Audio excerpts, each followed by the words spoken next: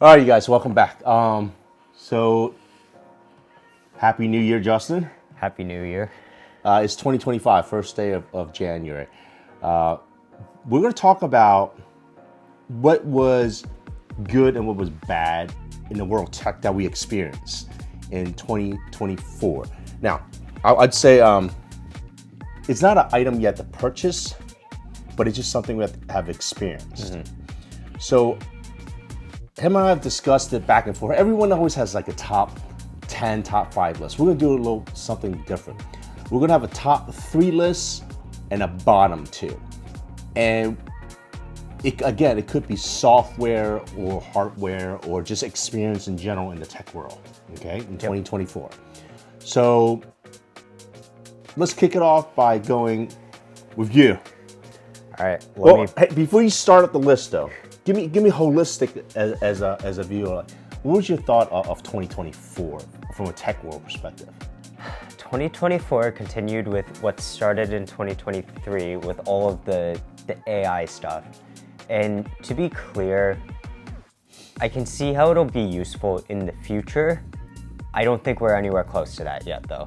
It's funny that you mentioned AI. Okay. Yeah. So with that being said, since you mentioned AI, I'm gonna kick off there. Okay, go for it. It's just a plus. It's a plus for me. It's a good thing. AI in 2024 for me on a personal level and a professional level has really evolved. Now, when I say evolve, it doesn't replace anything. It helps. It just facilitates and supports. For me, especially, my writing is pretty not good, and it helps me with my grammar and the structure of my writing.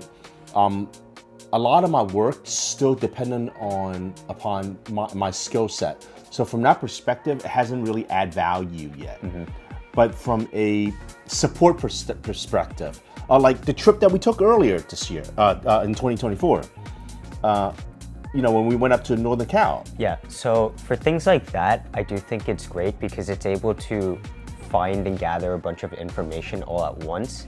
But for my use cases, for example, it sucked at doing differential equations. It seemed very confident in the things it would give me, but every single time, 98% of the time, it was wrong. Okay, so for me, AI I actually put that as a good thing. So Yeah. Just before I keep going, is AI actually on your list of good or bad things? AI specifically is not on my list. Okay, good. Okay, so we're going to keep it somewhat high level. We won't go too deep into it. So AI is on a positive thing. Let's go with your turn. What's a positive thing for you?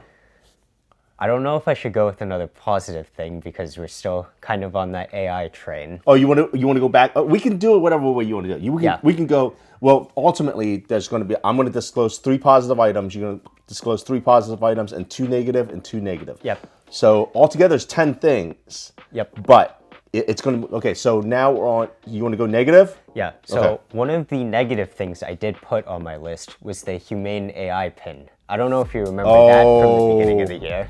The rabbit. Yeah, I didn't specifically put the rabbit, but the humane pin, because the thing was like $700 or $800. Oh yeah, all in. And it was just a little pin with a projector on it. So you would hold out your hand, it would have a projector, and then you could talk to it as well.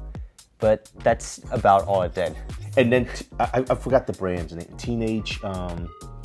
Teenage Engineers or something like that? Yeah, Teenage Engineering collaborated with, I think the company is Rabbit, to create some crazy bright orange box. Which had a circular dial, had a cheesy LED screen on there. Yeah. It's cool looking. Yeah, it was also like $200, so it's a little bit more excusable. Yeah, but I think both of them relied upon a cellular service still. I think so. Either way, they both utilize ChatGPT, which at the time and still currently, somewhat unreliable. It was really bad. There was a lot of hype. As usual, of course, I was one of the ones that go, oh, let's think about getting it. He's like, absolutely not. Let's wait. So that's cool. You know what? I would say that did not make it on my negative list, in which that's a good one. So for those don't know what it is, I'm gonna put a link. We're gonna put a link on the bottom to show you exactly what it is. Either way, those things are dead in the water. Garbage. It was literally DOA. It was like dead on arrival. Even before arrival was dead. In his mind, it was complete garbage. So okay, keeping it going. You want to go a positive or negative? You want to go again? Yeah, I can counter with one of my positives. Okay. My number one positive, for sure, was definitely these things, the Ray-Ban Meta Smart Glasses.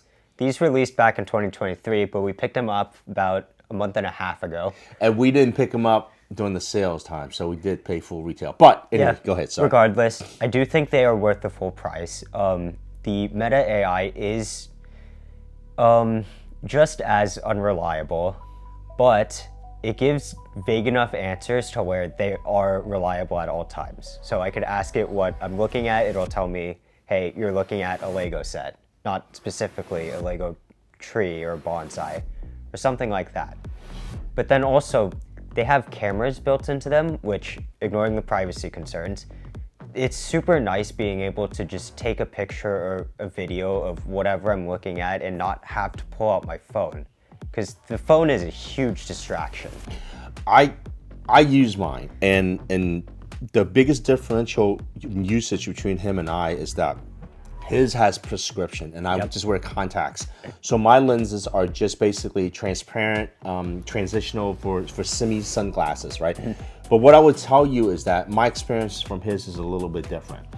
I found it where it was cool as I went through articles that without having to pull out your phone to be able to use some of those features like cameras and so forth, I think that was pretty cool.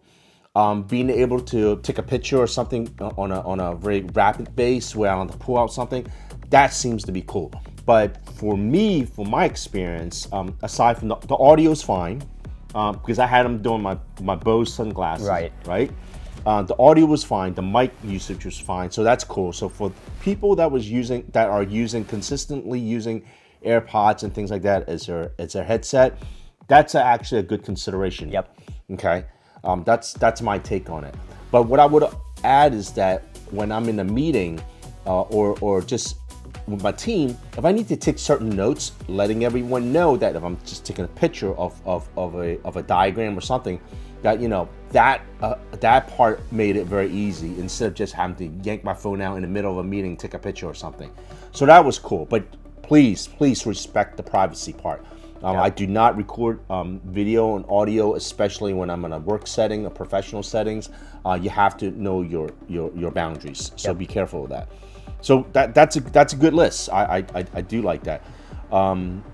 Anything else you want to add on your glasses?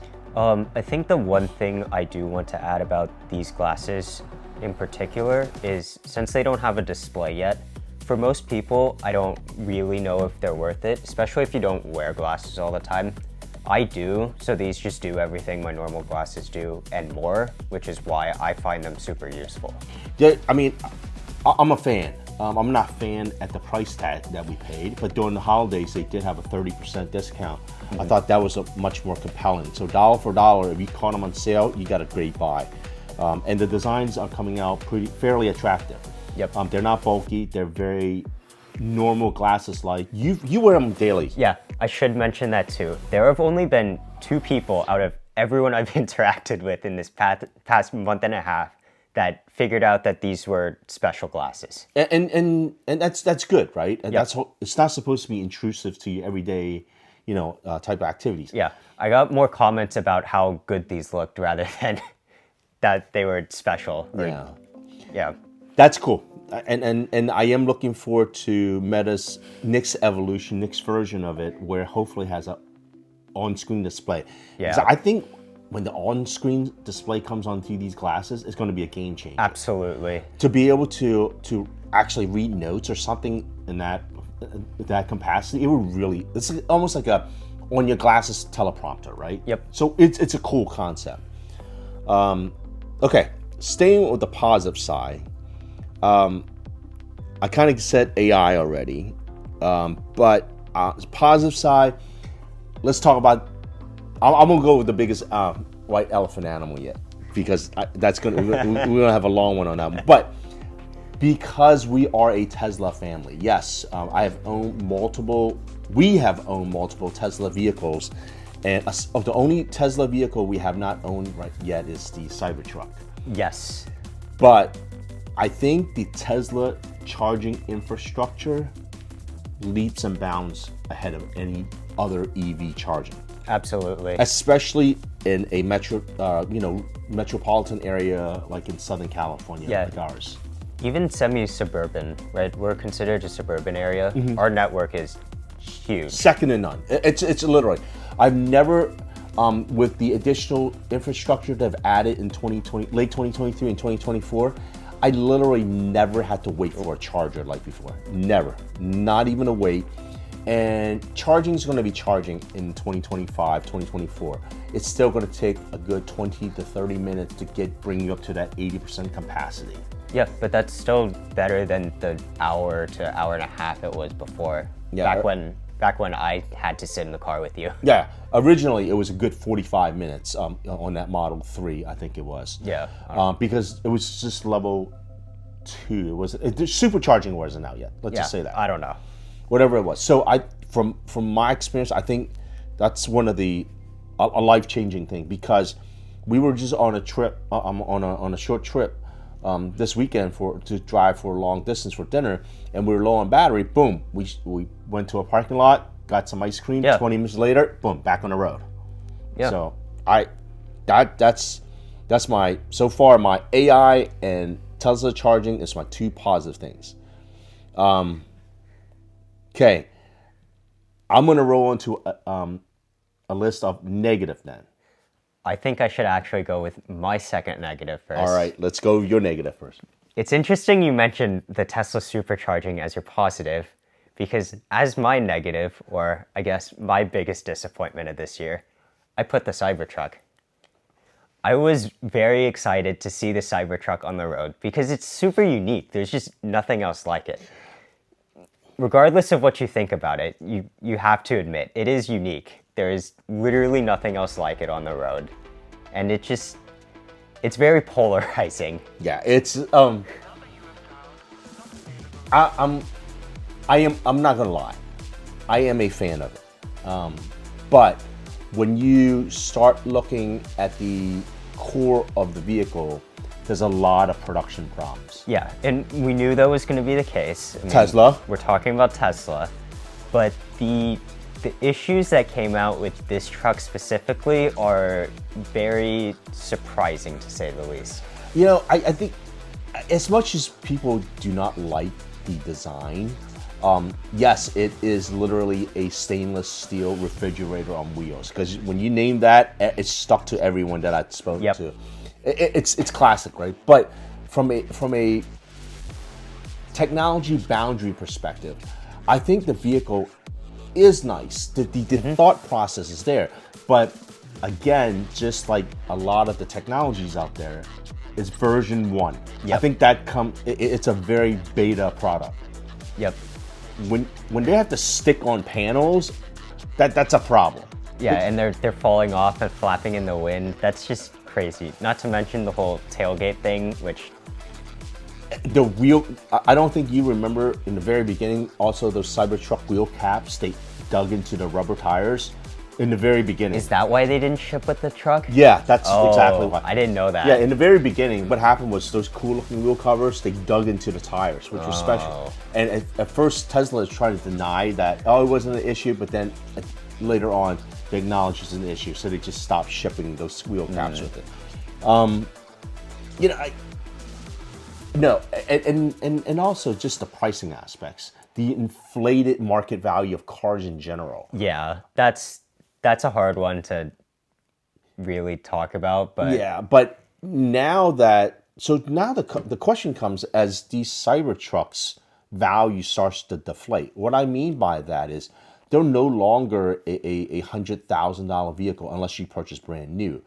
In the used market, literally like a 3, 6, 9, 12 months old Cybertruck, it's down to, I've seen them in the 80s. So from that perspective, is that compelling? I still say no, and I think there was a tweet I saw about this. I forget which Tesla dealership it was, but they were basically out of every other car except Cybertrucks. Their entire lot was filled with Cybertrucks. And I think that's just because people don't want to pay $80,000 for what was originally supposed to be a $50,000 truck. Yeah, I think Justin hits it on the mark. If it was a $50,000 vehicle, yeah, like it was supposed to be, I think you deal with some of those shortcomings, but there are still shortcomings. Let's be honest about that.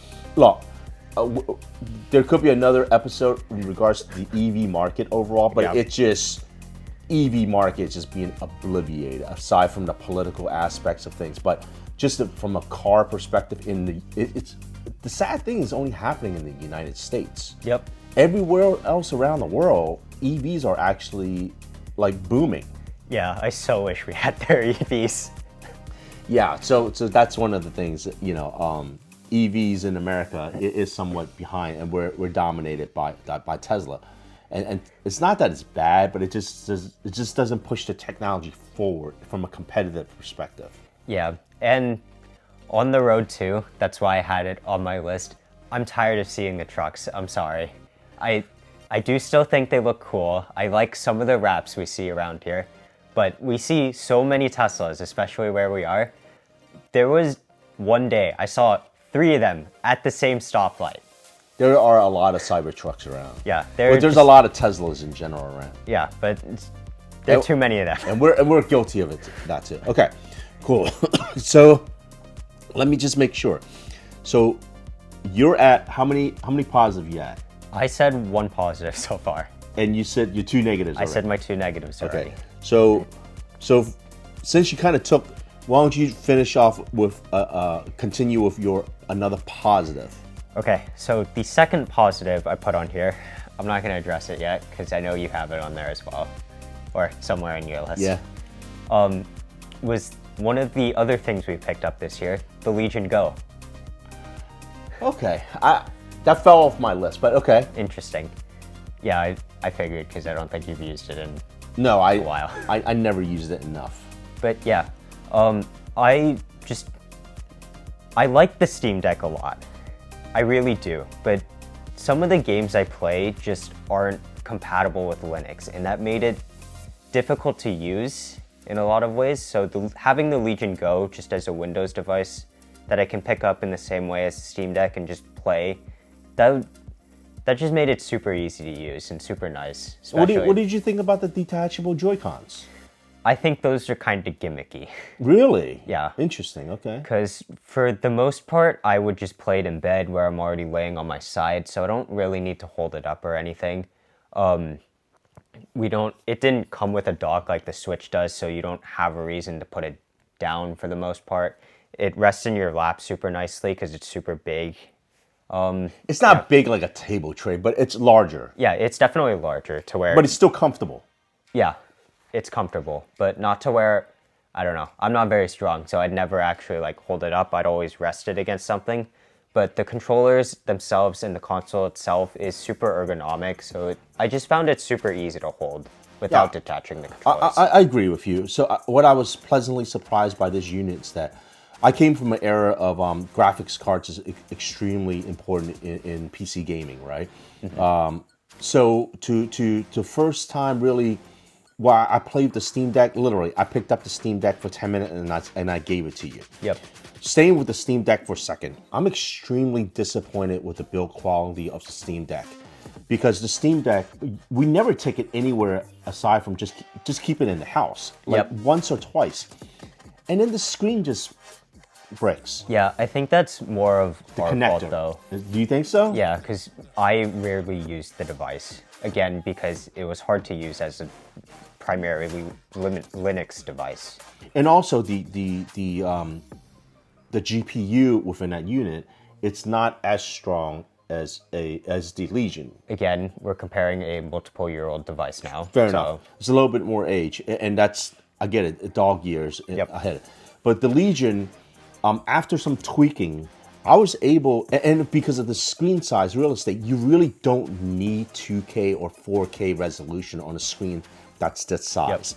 So running 1080p was actually very good. Yep. And the experience after some tweaking,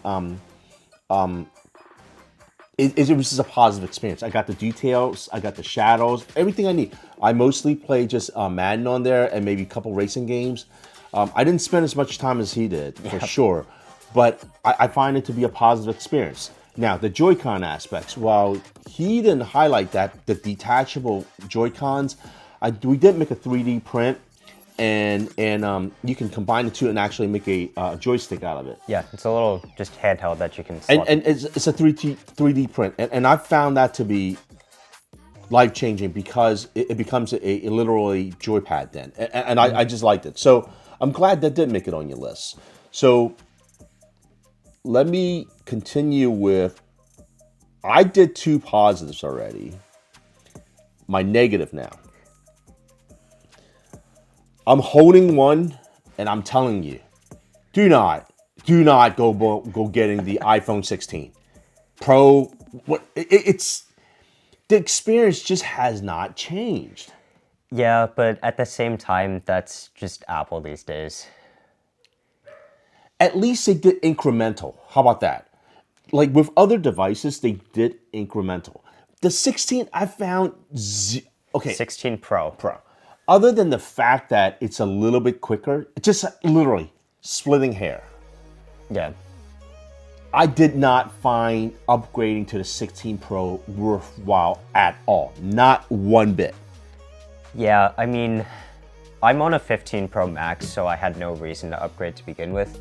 The only thing I would be gaining is the camera button, which don't care about.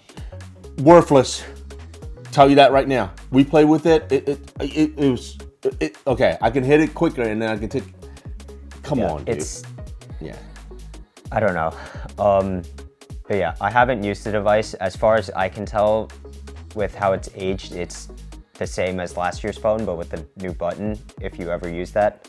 Not just last year, and the year before, and the year before that. No, you can't say that because the 14s don't have Apple Intelligence. The 15 Pros do. Now, I would say the only kind of semi-highlight is that staying with the AI intelligence thing, Siri has, not because the phone how fast it is, that experience has improved. Yeah, don't say her name again. But yes, sorry. She is faster. She is improved, is the way we'll put it. So when you say her name and ask for direction, it's really snap. Yep, it's almost instant. It flows like a normal conversation with a normal person. It's just awesome. Now you do use an Android phone too. Yep. Is it better? Is it better than Google Assistant per se? Well, Google Assistant is dead. Oh, it's sorry. Gemini now. Gemini, okay. The only thing that I actually use on my Fold 4 here is the circle to search. That's the only AI feature I use. Okay. So I can't really speak to Gemini, especially since we're paying for GPT Plus, and I prefer to use that. But for the most part, I don't think Gemini is much better than the other two, just because I think that's where the space is at right now. Okay. So I only have one more positive and one more negative left. And what do you have? I think I just have my last positive. Okay. And I think you can guess what it is. It's going to be 3 birds, 1 stone. I'm going to kick it off. Apple Vision Pro. We did literally 2 or 3 episodes on it, and now I'm going to tell you, like the other reviewers, on a positive side, let's go with positive first for me. Okay, the device is second to none. The resolution, the experience, the interactiveness of it without holding something, it's second to none. It's really good. Even, some people complain about the battery life and so forth. That's not a problem. I mean, I haven't been able to sit there for more than 45, 60 minutes with the device. I haven't been able to sit there. I'll lay in bed with it on, drain the entire battery. Yeah, so it's the device itself and the conceptual aspects of it's really good. So since you're on a positive side, why don't you continue with the tour? Okay, this also draws into my honorable mention because it's a product that I wish we would be able to try and be able to actually see. I wish it was a product that actually released. Meta Orion, it's coming. The displays within these glasses, they're coming. And right now, that's what Vision Pro is. Vision Pro is the closest thing we have to those displays.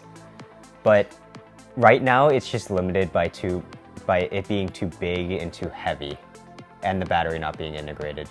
Well, the choice of material by Apple, it's always been premium, right? They want to go for that premium feel. So the aluminum, the glass, I don't think you can blame Apple for that. No, absolutely not. Because again, it's the best built out of all the headsets. Yeah, I mean, you pick up the Quest 3, you feel like you can chuck the thing across the room. We're literally we basically had not including the Meta glasses, we have 6 versions of it. So we started with the original Oculus Rift VR headset, which you had to set up like 4 couple cameras. Yep. Okay. Then we had Oculus 2, Oculus 3. Yep, the Quest 2 and Quest 3. Right, and then these glasses here, and then ultimately Apple Vision Pro. Oh, don't forget, and then my Nreal the AR Nreal Airs. So we went through several iterations of it, and the Apple Vision Pro again is still the most compelling, well-rounded device because of the interaction and the immersiveness that you put in it. Yep. Out of all of them, it just feels the most complete. Agree. And to that degree, right now Samsung and Google has partnered for this new device. I forgot the name of it. What is it? I don't. Whatever it is. They're releasing it looks like a Vision Pro. Yeah. They're releasing a Vision Pro in January. Yeah, it's literally to compete with it. Now, I said positive things. You said positive things about the Vision Pro. Anything else before I think I'm done talking about that. I think we've said everything about it. Okay, and so to my last part, not to close on a sour note, but one of my worst devices is the Apple Vision Pro also. Yes, it is the price tag. The price tag was a steep entry point to really experience that technology. But the lack of developers and support in that community, it's while we're not expecting leaps and bounds, there's literally not even incremental movement. Yeah, there has been basically nothing released since initial February, launch. Almost a year ago. Like, they released the one immersive content thing that we really enjoyed, and that was about it. I don't even think YouTube developed an app for it yet. Not yet, because they're releasing their own headset. And that's a struggle because YouTube is, I mean, we're on YouTube, right? I mean, we use YouTube as a platform. And while you have to leverage off of third-party applications to access that within the Apple Vision Pro, it's not a great experience. So to that degree, I'm really disappointed with Apple Vision Pro for what we pay for from a consumer perspective for this device. But again, it's a double-edged sword. You're on the cutting edge. I get all that, but it's just the experience itself. It's just I'm not going to recommend someone to go out and buy one. Again, for the most part, it does feel like a demo headset because there isn't much to do past that second hour. Now, but you have to add this. He was able to say, I wouldn't use the word hack, but he was able to, with software tweaks out there, to use the Vision Pro with PC gaming. Yeah, there are a bunch of third-party applications that allow me to stream my PC games to the headset, which is what I do with the Legion Go and PED. But and it's okay. Yeah, it's perfectly fine, but you do need a good internet connection for that and a good PC to be able to run the game and stream it, and the Vision Pro. And the latency wasn't an issue for you? Nope, the latency wasn't an issue. But again, I think that's more because of our network. I mean, don't go start playing first-person shooters or racing games with it. I'm sure there would be some latency issues, but for some casual gaming, it did fine. Yep, absolutely. Okay, so that completes our list. Yep, that's everything I got. Honorable mention, a pleasant surprise for me, the ubiquity stuff, the network. Yes, that's been excellent. Dude, within this home, we've been here for over a decade. I have switched out multiple Over a decade. It's almost been 2 decades. multiple network equipment, and I'm gonna tell you, the ubiquity stuff, it's just phenomenal. It's not the fastest, it's not the slowest, but on the same note, it's just been stable. It's the most reliable we've had. Yeah, and it's not like I purchased more access points, AP, or things like that. That's not it. It's just the fact that it works. Yep, we get decent speeds with it. We can push the network too. Yeah, and it'll be fine afterwards. I'm gonna tell you, for anyone that's searching for, updating their network equipment, go research about ubiquity. Okay, so that's our list. I'm gonna throw out my last honorable mention. All right. Because speaking with Chinese EVs, Chinese technology, the trifold. Okay. I wish we got something like that out here, and it's coming. But that Huawei trifold, oh boy. Yeah, I mean, look, the foldable screen technology has really come a long way. There are continue to be rumors and talks about Apple might bring a foldable phone out in 2025 or 2026. Yep. It remains to be seen. I think that you literally you're on your second foldable. Yep. I'm on my first. I barely use mine, but I Yeah, you use it. barely use it. You didn't have problems with the screen per se. It's actually the hardware behind the screen you had problems with. Yeah, for me, the screen itself never failed. It was either the cable or something else within the phone that failed, which, that's interesting. Yeah. Because you would think everyone claimed the most fragile part is the screen itself. Right, the actual moving parts. But that was never the issue there. No, it never was. It was the hardware. Yep. Not that screen. I mean, screens are hardware, but the internal hardware. Yeah. That caused the issue. And again, Samsung did their job, and they stood by their products for us. Yep. So our experience has been very positive with Samsung. No negative words there. Hopefully everyone shares the same experience. Okay, I think that's it to close out 2024. Even though the year's over, but that's kind of our year-end analysis. But do stay tuned because we're getting ready to do our 2025 list of what we're hoping for. Till that time comes, stay tuned. Peace out.